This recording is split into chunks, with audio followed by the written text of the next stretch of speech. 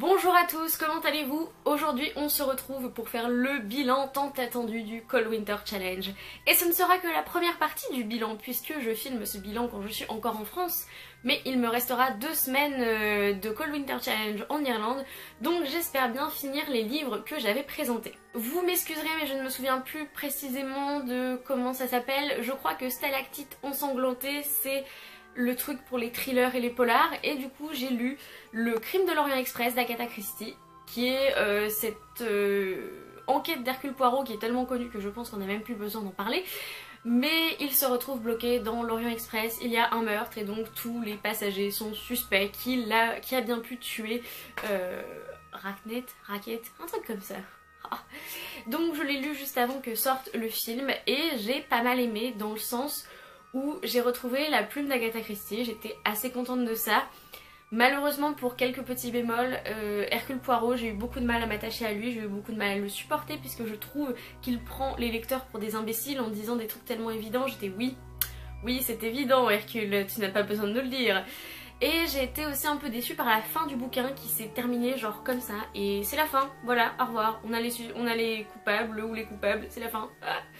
Et dans ce sens-là, j'ai préféré le film qui prend beaucoup plus de temps à faire une fin correcte. Et pour parler du film, très brièvement, j'ai beaucoup aimé le film. Je sais que beaucoup de personnes ne sont pas d'accord avec ça, que beaucoup de personnes n'ont pas aimé, mais j'ai trouvé que c'était assez fidèle. Après il y avait des petits changements, mais bon voilà, c'est une adaptation, c'est pas redit trait pour trait. J'ai trouvé que Kenneth Branagh jouait très bien Hercule Poirot. Après je n'ai pas vu d'autres adaptations, donc peut-être qu'il y a de meilleurs acteurs pour jouer Hercule Poirot. Mais j'ai pas mal aimé le bouquin, j'ai pas mal aimé le film, et du coup je continuerai à découvrir Agatha Christie que j'avais adoré avec Dix Petits Nègres. J'ai aussi lu le tant attendu Les Royaumes du Nord, le tome 1 d'À la Croisée des Mondes de Philippe Pullman. Et oui, je l'ai enfin lu, je l'avais mis dans le Cold Winter Challenge de l'année dernière et de l'année d'avant je crois. Et je me suis dit, cette année il faut que je le lise. Parce que c'est l'histoire de Lyra qui grandit dans Oxford avec son Damon. Et du coup c'est une espèce d'univers pas parallèle au nôtre mais qui a quelques petites différences par rapport au nôtre.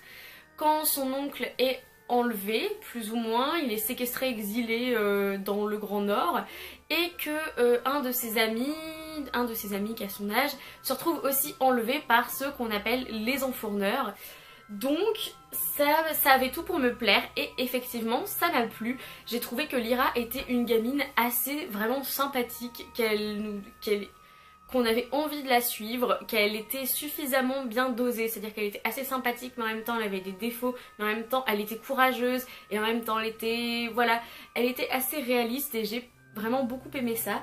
Je ne me souvenais plus du tout de la fin puisque j'avais vu le film de base et je me souvenais de quelques passages du film qui sont dans le bouquin, mais je me souvenais absolument pas de la fin et donc la fin j'étais sur le cul, j'étais quoi? Pardon? Et alors vous allez me dire, donc je vais continuer cette saga, oui, je continuerai cette trilogie, pas tout de suite, à moins qu'en Irlande ils ne me prennent l'envie de lire le tome 2 tout d'un coup et que je l'achète en anglais, sinon je ne peux pas ramener toute cette bibliothèque avec moi, donc ça va être un petit peu compliqué. Mais en tout cas j'ai bien envie de continuer À la Croisée des Mondes parce que maintenant je suis plutôt dans l'ambiance. Je l'avais mis dans ma palle pour le Cold Winter Challenge, même s'il ne rentre pas du tout dedans puisque c'est bien de la science-fiction. J'avais mis Phobos de Victor Dixon et vous serez très heureux ou pas de l'apprendre que effectivement je l'ai lu. J'ai fait une vidéo complète sur la saga Phobos que j'ai lu en entier. Et je vais juste le redire très vite fait, n'est-ce pas? J'ai été très mitigée par le premier tome, j'ai trouvé qu'il y avait des très bons éléments et des très mauvais éléments. Ce qui est bien, c'est que ça donnait envie de lire la suite. C'était un page turner, donc voilà, c'est ça qui était sympa. Et c'est pour ça que j'ai continué la saga. Sinon, effectivement, je trouve pas qu'il y ait grand chose d'extraordinaire et d'unique à cette saga. S'ils avaient poussé le côté colonisation de Mars et survie sur Mars un peu plus loin, je pense que ça aurait carrément été ma cam, mais là ça l'est pas du tout. J'ai lu la BD que j'avais eue pour Noël l'année dernière qui est Milady de Winter, le tome 1 de Agnès Maupré, et j'ai vraiment pas mal aimé. J'ai beaucoup aimé les graphismes, j'ai beaucoup aimé que tout soit en noir et blanc parce que j'aime ça. J'adore la couverture aussi, il faut le dire, et j'ai bien aimé cette BD historique. Honnêtement, je compte pas forcément dans un futur immédiat lire Les Trois Mousquetaires, très clairement. Donc ça me fait du bien de me remettre certains éléments du bouquin de Dumas en tête. Et j'ai trouvé qu'il était très bien fait. Après, mon problème avec les BD, c'est que je trouve que ça va beaucoup trop vite, dans le sens où je les lis très très vite, parce que quand je lis un bouquin, je suis moins sensible au graphisme qu'à l'histoire, donc je me concentre moins sur les détails graphiques. C'est mon problème après tout. Le gros coup de cœur de ce Cold Winter Challenge, c'est Cruel Beauty de Rosamund Hodge, qui est cette réécriture du conte de La Belle et la Bête qui est absolument géniale. C'est mélangé avec les mythes gréco-romains, avec toute cette ambiance latine. Et je veux dire, ça c'était parfait. Tu me mets une réécriture de La Belle et la Bête et les mythes gréco-romains et de la magie. Non mais là c'était carrément, j'ai cru que ce livre avait été écrit pour moi et j'étais en mode j'adore, j'adore. Je l'avais gardé c'était mon dernier livre de l'année, je l'avais vraiment gardé parce que je me disais écoute, tu sais que tu vas pas trop l'aimer, tu l'as choisi il y a 1 an, tes goûts ils ont changé entre deux, voilà, tu fais plus trop confiance à la personne à qui l'a recommandé et tout en tant que booktubeuse. J'étais vraiment pas sûre et du coup c'était le dernier coup de cœur de 2018 parce que j'ai adoré ce bouquin, j'ai adoré les personnages qui étaient très très très très vrais. J'ai beaucoup aimé la mythologie autour de l'univers, autour de cette réécriture.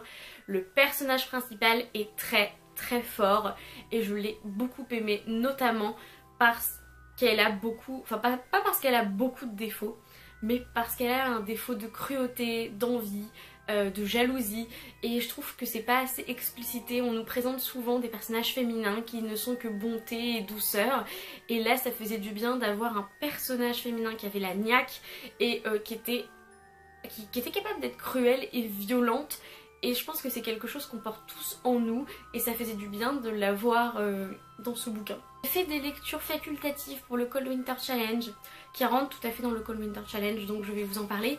J'ai lu 3 des 7 tomes de l'intégrale de Narnia de C.S. Lewis. Je m'y suis mise avec une de mes abonnées qui est Maëlle, voilà, coucou Maëlle. C'était super de lire, je crois qu'on a lu Le Neveu du Magicien ensemble et après tu t'es arrêtée et moi j'ai continué un petit peu. Et donc Le Neveu du Magicien, c'est le tome 1, le vrai, c'est pas Le Lion, la Sorcière Blanche et l'Armoire Magique. J'adore Le Neveu du Magicien, c'est mon Narnia préféré pour l'instant, très vite suivi du Lion, la Sorcière Magique du Lion, la Sorcière Blanche et l'Armoire Magique, que j'ai adoré aussi. Et j'ai lu Le Prince Caspian. Oui, j'ai encore sauté Le Cheval et son écuyer parce que j'avais pas envie de le lire tout de suite. Mais franchement, Narnia, je suis complètement immergée dans cet univers. Je trouve qu'il est très bien décrit, qu'il est très immersif, qu'il est très intelligent. Et je suis maintenant à nouveau à fond dans Narnia. Donc vous allez, je pense, entendre parler de la suite en 2018. Et j'ai lu Deep Winter de Samuel W. Gailey, qui est l'histoire de ce jeune homme qui n'est plus si jeune que ça en fait, qui est un petit peu bête, qui est un petit peu le Forrest Gump du village aux États-Unis, le débile de l'histoire entre guillemets, puisqu'il a eu un accident, il est resté trop longtemps sous l'eau et il a des dommages cérébraux du coup. En fait, une de ses amies est tuée et l'adjoint du shérif l'accuse du meurtre. C'était une traque assez comment dire, haletante quand même. Et surtout, c'était plus basé sur les personnages. Donc j'ai bien aimé, mais je m'attendais à avoir plus de moments. Et en fait, c'était surtout basé sur les personnages. Et il y a vraiment un portrait de l'Amérique profonde qui... Alors ça me donne absolument pas envie d'aller vivre là-bas très clairement, avec tous ceux qui ont leurs flingues, qui ont 10 fusils dans leur coffre et tout, qui veulent faire la justice eux-mêmes, qui sont jamais sortis de leur bourgade et qui vivront toute leur vie. J'ai trouvé ça assez déprimant quand même comme vision. Après il y a quand même un arc de rédemption pour la plupart des personnages, ce qui était intéressant.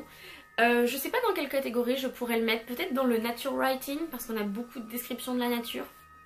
Who knows. Voilà, c'est tout pour cette update de Cold Winter Challenge. Je vous retrouve pour vous dans quelques secondes, pour moi dans quelques semaines, pour vous parler des dernières lectures du Cold Winter Challenge. Wouh! Tada! Donc pour vous ça ne fait que quelques minutes, mais pour moi ça fait déjà 2 semaines je crois que j'ai tourné cette update lecture plus ou moins du Cold Winter Challenge, ce bilan. Donc c'est le nouveau décor qui est très spartiate comme on dit, mais pas trop le choix parce que sinon la lumière ne vient pas sur ma face et déjà que l'Irlande n'est pas très lumineuse, ça va pas le faire sinon. Donc sans plus tarder je vais vous parler des 2 livres que j'ai lus après avoir fait le petit bilan que vous venez de voir précédemment. J'ai tout d'abord lu Un éclat de givre de Estelle Faye qui raconte l'histoire de Chet qui est un chanteur de jazz dans un Paris anarchique du 22e siècle qui se trouve embourbé dans tout un tas d'embrouilles et d'emmerdes. Et j'ai trouvé que effectivement c'était plus centré sur les personnages et je pense que c'est le genre de livre que je préfère très clairement. Et j'ai beaucoup aimé le personnage de Chet, j'ai trouvé qu'il était très beau dans sa solitude et je pense que c'était une lecture que j'avais besoin de faire à ce moment-là parce que c'est des personnages je trouve qui sont vraiment beaux. Et Chet c'est quelqu'un de très solitaire. Je me suis beaucoup reconnue en lui, dans ses peurs, dans ses angoisses, dans ses relations avec les gens. J'ai beaucoup aimé les personnages secondaires, j'ai trouvé que tout l'univers était super bien décrit. J'avais qu'une envie, c'était d'aller dans ce Paris anarchique. Et voilà, même si il paraît, c'est de la science-fiction et c'est pas... comment dire, c'est pas désiré. Je pense de vivre dans un tel endroit, j'ai trouvé qu'elle arrivait à rendre cet endroit totalement mystérieux, totalement magique d'une certaine manière et j'ai adoré, j'ai trouvé que c'était fluide, j'ai trouvé que c'était mystérieux, que c'était symbolique, que c'était poétique. Franchement je découvre Estelle Faye avec ce bouquin, je suis conquise, j'ai envie d'en lire d'autres. Par contre cette fin, si des gens l'ont lu on pourrait en parler mais pourquoi cette fin? Je ne comprends pas. C'est la fin la plus ouverte du monde, c'est-à-dire c'est l'épilogue, tu es genre ok, on va nous dire des trucs, genre si un des personnages principaux est mort, s'il n'est pas mort, genre de choses, et là c'est genre non, on ne te dira rien, et toi t'es genre ah ok. Donc voilà, c'est une très bonne lecture, je pense que c'est ma 2e lecture préférée avec Cruel Beauty. Pas du tout dans le même style puisque je crois que j'avais jamais lu de science-fiction française. Il est sorti en poche il n'y a pas longtemps, c'est pour ça que je l'ai acheté, je l'avais vu dans un book haul ou dans une update lecture d'une booktubeuse française dont je ne sais plus laquelle c'est et ça m'avait vraiment intriguée comme on en avait parlé et je pense que j'ai eu raison d'être intriguée. Et le 2e livre que j'ai à vous présenter c'est Dans la forêt de Jean Egland. Celui-là il m'a été recommandé par une amie sur Bookstagram qui est Rada du compte Rada Livresque et je ne savais pas du tout dans quoi je m'embarquais, je savais que ça avait été un coup de cœur pour elle et je pensais que c'était du nature writing, je pensais que c'était l'histoire d'une femme qui se perdait dans la forêt ou qui décidait de s'exiler dans la forêt, de vivre seule dans la forêt. Je pensais que c'était ça et en fait c'est pas vraiment ça, pas tout à fait, c'est un post-apocalyptique, même pas post-apocalyptique puisque ça se passe pendant l'apocalypse. C'est l'histoire de ces 2 sœurs qui vivent seules dans une maison qui n'est pas loin de la forêt, qui est assez éloignée de la route. Et en fait, on a tout le temps des allers-retours entre le présent et le passé. Le passé quand l'apocalypse a commencé à arriver, quand leurs parents étaient encore en vie, quand ils ont dû chercher des vivres, des provisions, quand ils ont commencé à se rendre compte qu'ils avaient plus d'électricité, etc. Et le présent, plus ou moins jusqu'aux 3/4 du bouquin, c'est le moment où l'une des 2 sœurs écrit et relate tout ce qui leur arrive et leur présent qui est pas très joyeux, pas très jojo comme on dit, qui consiste en avoir un peu abandonné ses rêves malheureusement par la force des choses puisque l'une des 2 voulait être ballerine, voulait être danseuse et elle a beaucoup de mal à s'entraîner sans musique puisqu'il n'y a plus d'électricité donc plus de musique. Et la 2e, la narratrice, voulait rentrer à Harvard et faire de grandes études et elle a plus d'ordinateur pour faire des recherches par exemple et évidemment comment envoyer ton dossier d'application, ton dossier de your application, ton dossier d'inscription quand il n'y a plus de poste, il n'y a plus rien. Donc en fait pendant longtemps les 2 sœurs se raccrochent à quelque chose, à leur rêve, à leur passé. Et alors aux 3/4 du bouquin, ou aux 2/3 plutôt, aux 2/3, il y a un changement énorme que j'avais pas vu venir, que j'ai trouvé un peu bizarre, un peu parfois incohérent. Tout d'un coup les deux personnages changent quasiment complètement de caractère, abandonnent leurs rêves, en gros ils changent complètement, physiquement, mentalement, etc. Et c'était très bizarre.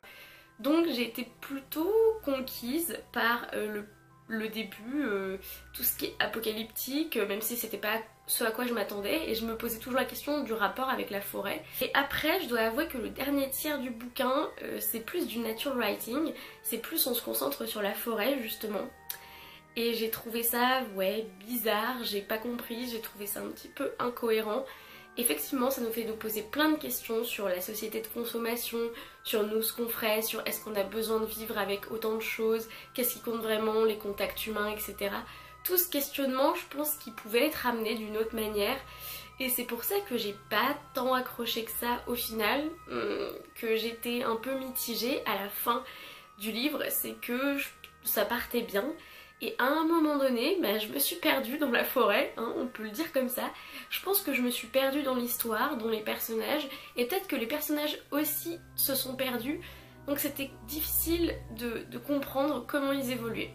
J'avais oublié de vous dire que pour le menu de Noël, voilà, Noël sous le sapin ou quelque chose comme ça, j'ai lu Lettre au Père Noël de J.R.R. Tolkien que j'ai eu pour Noël, et c'est pas une lecture, c'est une relecture.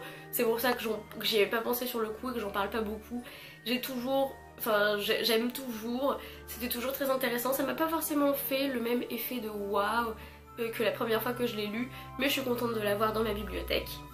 Et le dernier livre dont je dois vous parler, c'est Un manoir pour refuge de Ena Fitzbell, et c'est le seul livre que je n'ai pas lu et que je ne lirai pas, enfin pas tout de suite et pas dans le cadre du Cold Winter Challenge du coup, puisque j'ai tellement d'autres lectures à faire pour l'université ici en Irlande que ça va pas être possible, parce que pour là dans les 4 mois plus 3 mois, ouais, il va falloir que je lise 18 livres pour les cours, et c'est les principales œuvres, c'est-à-dire qu'il y a aussi des lectures secondaires à faire.